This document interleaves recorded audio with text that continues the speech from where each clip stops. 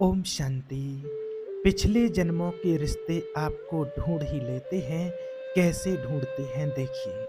आज जो भी हमारे कार्मिक अकाउंट होती हैं, पिछले जन्म से जिनका हमारा कनेक्शन रहा हुआ है, किसी प्रकार से कोई ना कोई लेन देन रहा हुआ है, तो वो व्यक्ति हमें कैसे ढूंढ लेता है, वो आत्माएं कैसे हमें ढूंढ लेती हैं, कैसे वो हम तक पहुंचते हैं, हम उन तक पहुंचते हैं। आइए जानते हैं। और इसमें खास आज आपको वो बात बताने वाले हैं जो अभी तक तो आपको बताए हैं कितने कर्मों का जो हिसाब किताब है वो किसी और जन्म का, लेकिन आज जो बताने वाले हैं कि इस जन्म में लिया और इसी जन्म में उसने भोगा है। इस जन्म का कर्म और इसी जन्म में उसको भोगना पड़ा उसका फल। यह एक सच्ची घटना है, आज आपको बताते हैं। तो आइए सबसे पहले तो जानते हैं कि कर्मों का जो पैटर्न होता है वो कैसे काम करता है। और एक खास तरह का व्यक्ति जो हमारे जीवन में आते हैं, जो कुछ ऐसा होता है कि कोई ऐसा व्यक्ति, ऐसा चेहरा उसका, ऐसा उसका कहना, ऐसा उसका फेस पसंद आता है। जैसे इंडिया में तो हम एक समान होते हैं, सबके लगभग एक समान चेहरे होते हैं, ऐसे लोग अधिकतर पाए जाते हैं। और चाइनीज़ या जापानीज़ या इनका थोड़ा डिफरेंस होता है। तो ऐसे ही लोग क्यों आ रहे हैं? आपका चेहरा ऐसा ही क्यों बना है? या कोई लोग आपके जीवन में आ रहे हैं, तो क्या इनसे आपका कोई लेन-देन है? और आपको कोई एक ख़ास तरह का चेहरा, किसी व्यक्ति की नेचर आपको अच्छी लगती है, पसंद आती है, कोई एक पैटर्न अच्छा लगता है, पसंद आता है, खान-पान की चीज़ें कुछ लोगों को अच्छी पसंद आती हैं, कुछ लोगों को पसंद नहीं आती हैं, कुछ लोगों को उन चीज़ों को देख कर के ही चिढ़ मचने लगती है। ऐसा क्यों होता है? किसी को कोई खास तरह की बीमारी बार-बार लग रही है, तो ये क्यों लग रही है? इसका कारण क्या होता है? तो आज कुछ बातों को आपको क्लियर करेंगे कि पिछले जन्म के रिश्ते कैसे आपको ईज़िली ही ढूँढ लेते हैं और कैसे आपके जीवन में आते हैं। कोई जगह से आपको खास लगाव क्यों होता है? कोई खाने-पीने की वस्तु से आपका खास लगाव क्यों होता है? और कुछ लोग ऐसे होते हैं कि आपके जीवन में अनजाने में आते हैं और आपकी ज़िंदगी का हिस्सा बन जाते हैं। और ऐसे लोग होते हैं कि जो अपने नहीं कर सकते हैं, वो इतना आपकी मदद करके चले जाते हैं। और आपकी संतान से कार्मिक होता है। और कुछ-कुछ लोग ऐसे होते हैं कि जो अपने खास थे और अपने जीवन से ऐसे निकल जाते हैं कि उनको ढूँढते रह जाते हैं, लेकिन वो फिर मिलते नहीं हैं। और संतान से जो पिछले जन्मों में संतान थी या अभी जो संतान आपकी बनी है, उनसे आपका कार्मिक क्या रहा है? और आगे क्या होता है? और पति-पत्नी के बीच में क्या कार्मिक अकाउंट होता है? क्या रिश्ता होता है? और क्या हमारे जीवन में सब लोग जो आते हैं वो कार्मिक अकाउंट के अनुसार ही आते हैं? और कभी-कभी क्या होता है, कुछ व्यक्ति के साथ कोई बार-बार ऐसी घटनाएँ घटती हैं कि उनके रिश्ते कभी टिकते नहीं हैं। और जो भी व्यक्ति मिलता है चीट करने वाला मिलता है, ऐसा ऐसे आस-पास आपने लोग देखे होंगे। कई बार फिर ऐसा होता है जब लोग बार-बार चीट करते हैं तो व्यक्ति विश्वास ही नहीं कर पाता है कि आखिर विश्वास करें तो किसके ऊपर करें? ऐसा ना हो फिर से तमाशा खड़ा हो जाए। ये व्यक्ति मेरी लाइफ़ में आया है, कितने समय तक रहेगा, कितने समय तक नहीं रहेगा, इसके ऊपर कोई भरोसा नहीं किया जा सकता। किसी पर भी भरोसा नहीं। किसी ने धोखा दिया, दिल तोड़ा, ऐसा लोग लोगों के साथ होता है और उनको पता ही नहीं चलता है कि किस तरह के लोग हैं और किस तरफ वो चीज़ें होती चली जा रही हैं। वो घटनाएँ, वो बातें, वो बार-बार रिपीट क्यों होती हैं? तो यह एक सोचने और समझने की बात है कि ऐसा कुछ ना कुछ तो हुआ है। ऐसा क्यों हो रहा है? कोई ना कोई इसके पीछे कारण तो है। कोई घटना इतनी दर्दनाक हो जाती है, किसी की मौत इतनी दर्दनाक हो जाती है कि लोग इतना सोच में पड़ जाते हैं कि ऐसा इनके साथ क्यों हुआ या मेरे साथ ऐसा क्यों हुआ है। तो एक ये पैटर्न है अजीब-सा, कुछ खेल ऐसे होते हैं। तो इसको हमें थोड़ा-सा समझना पड़ेगा और कुछ बातों के जवाब आज आपको देते हैं। तो आज देखते हैं कि पैटर्न किस प्रकार से बनता है और क्यों बनता है, इसको थोड़ा विस्तार से समझते हैं। सबसे पहली बात तो आपको ये बता दें कि जो कुछ भी हमारे साथ हो रहा है, ये हमारा कार्मिक ही है। ये हमारे कर्मों का ही हिसाब-किताब है। सबसे पहले आपको बताते हैं कि बच्चों के साथ जो कार्मिक अकाउंट होता है, उसके बाद फिर पति-पत्नी का क्या होता है वो बताते हैं।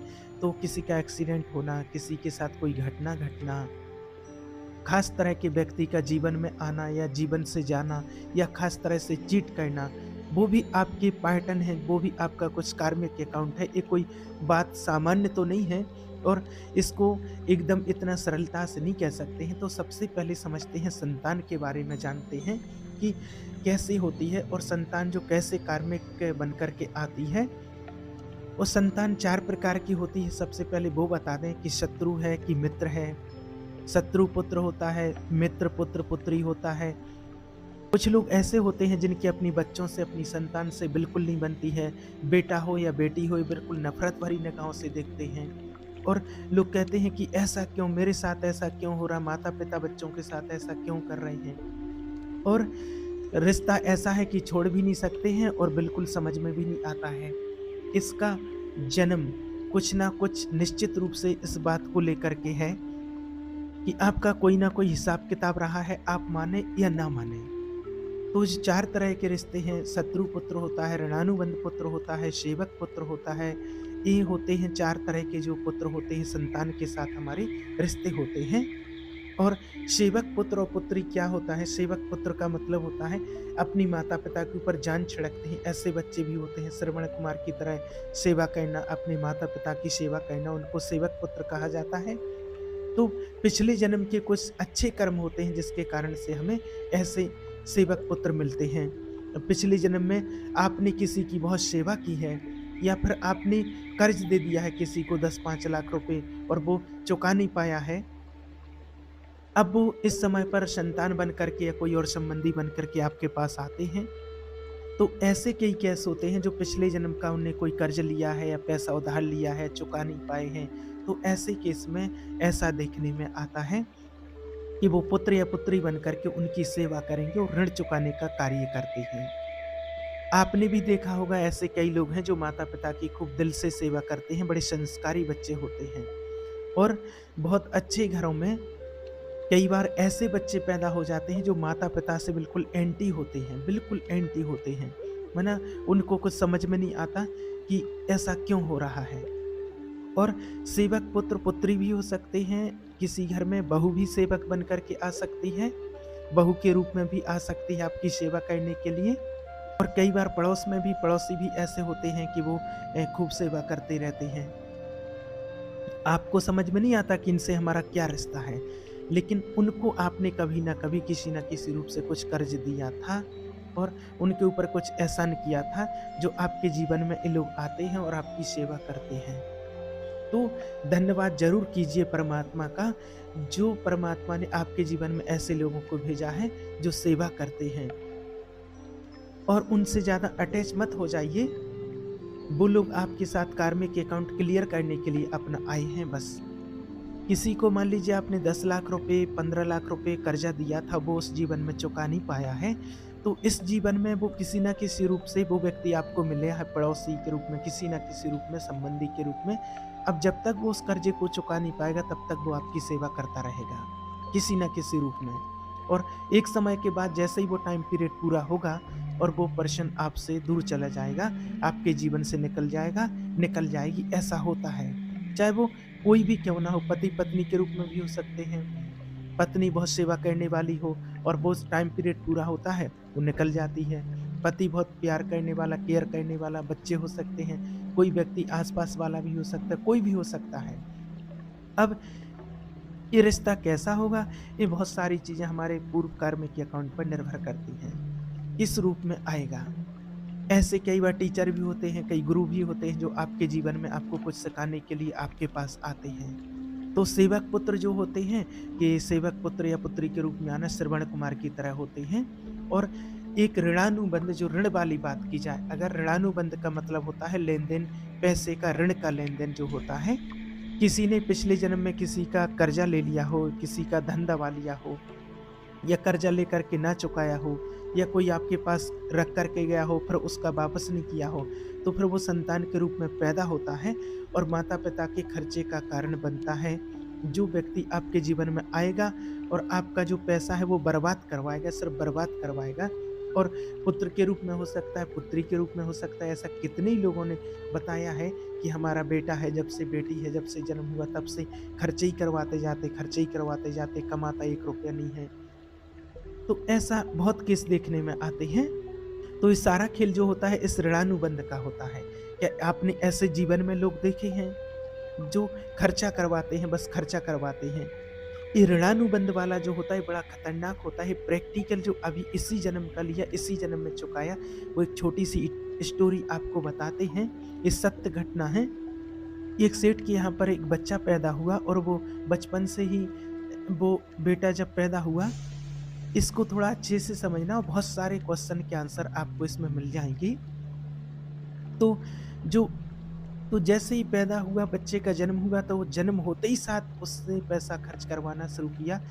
माना जो बच्चा ऑपरेशन से पैदा हुआ तो ऑपरेशन में खर्चा हुआ, बीमार हुआ तो उसमें इलाज में, बीमारियां जन्म से इधर से उधर से खर्च करवाना शुरू हुआ। उसके बाद एक टाइम आया कि उसकी शादी कर दी गई, और जब वो बड़ा हो गया, शादी कर दी गई, खर्चे बहुत सारे बार बार होते गए, बीमार होता रहा, और पढ़ाई लिखाई का खर्चा हुआ पहले, फिर शादी का खर्चा हुआ। पत्नी जब घर में आई और उसके कुछ ही दिन के बाद बहुत ज़्यादा बीमार होने लगा वो। अब बीमार हो गया, बहुत सारा पैसा खर्च किया, लेकिन कभी भी उसका वो नाम निशान ही नहीं ठीक होने का था। उसके बाद क्या हुआ, जब लास्ट में, जब लास्ट टाइम होता है, तो किसी ने कहा कि फलाने गांव में एक कोई मौलवी आए हुए हैं और वो 1 रुपया लेता है, सिर्फ 1 रुपया, और बस नाम के लिए 1 रुपया लेता है और इलाज करता है। उसको बुलाया गया। अब वो जैसे ही आकर के उसने इलाज किया झाड़ फूंक करके, और उसको थोड़ा आराम मिल गया, झाड़ फूंक करके वो चला गया। अब ये जो लड़का था और ये लेटा हुआ था, और ये एकदम जोर जोर से हंसने लगा। तो जो सेठ था, उसका जो पिता था, उसने एक सवाल पूछा कि क्या क्या हुआ तेरे को? तो तो वो कहने लगा, कुछ याद आया पिताजी, सेठ जी, कुछ याद आया? बोले, नहीं, क्या? तो वो कहता है कि मेरा हिसाब जितना था वो पूरा हो गया, आज मेरा सिर्फ 1 रुपया बचा था, 1 रुपया, और वो 1 रुपया आज पूरा हो गया। अब मैं चलता हूँ। तो कहाँ चलता हूँ भाई, कहाँ जा रहे हो, कौन हो तुम? तो उसने याद दिलाया। और वैसे तो बहुत सारे कार्मिक अकाउंट देखे हैं लोगों को, लेकिन ये उस जन्म का उसने उसी जन्म में चुकाया, इसलिए आपको बता रहे हैं।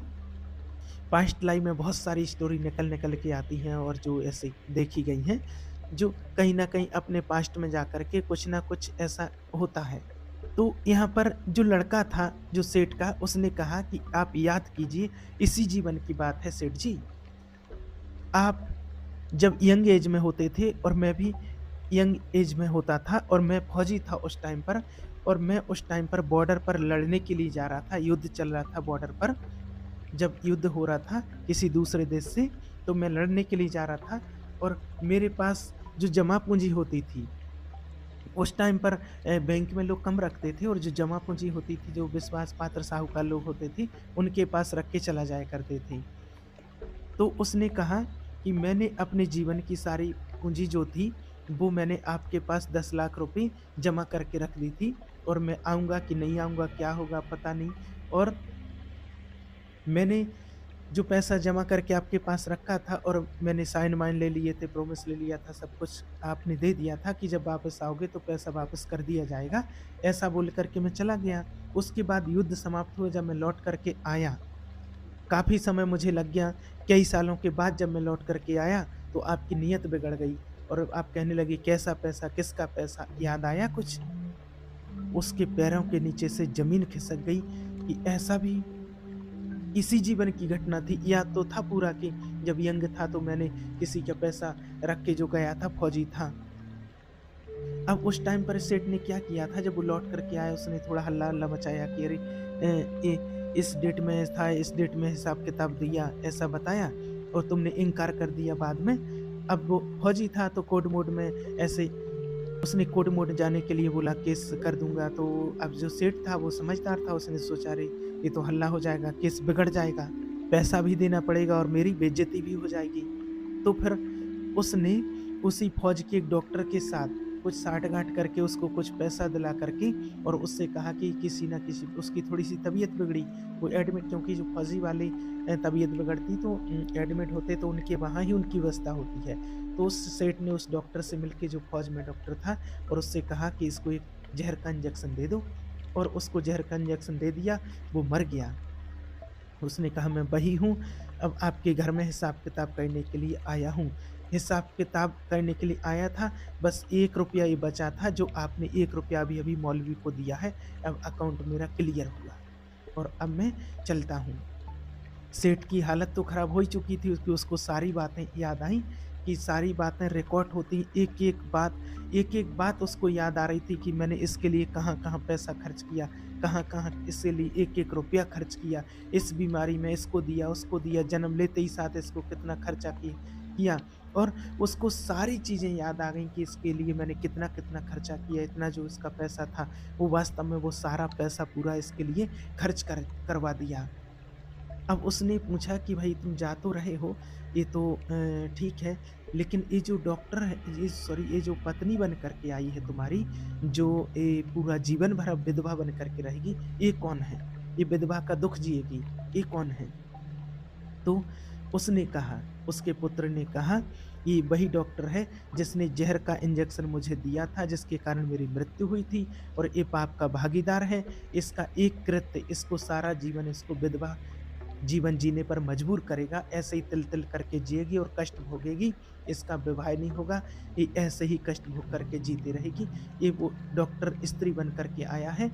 ये कार्मिक अकाउंट है, प्रैक्टिकल घटना है, कोई माने या ना माने हमें अपने कर्मों का एक-एक चीज़ का हिसाब-किताब चुकाना पड़ता है। अब कई लोग कहते हैं कि अरे हम तो विश्वास नहीं करते हैं, ऐसा कैसे मान लें? तो आप विश्वास करो या ना करो, आप विश्वास करोगे, नहीं करोगे, आप अपनी आपकी मर्ज़ी है, ऐसा नहीं कि कोई ज़बरदस्ती है कि आपके ऊपर विश्वास कराया जाए। लेकिन जो वास्तविकता है, बस वो आपके सामने बताते हैं, अब इसमें विश्वास करना या ना करना आपके ऊपर है और अपने कर्मों को आप सुधार सकें, कोई ऐसा कर्म ना करें कि आपको कभी ऐसा कष्ट भोगना पड़े या फिर आगे चल के कोई आपका जीवन संकट में पड़ जाए, ऐसी कोई चीज़ का सामना आपको ना करना पड़े।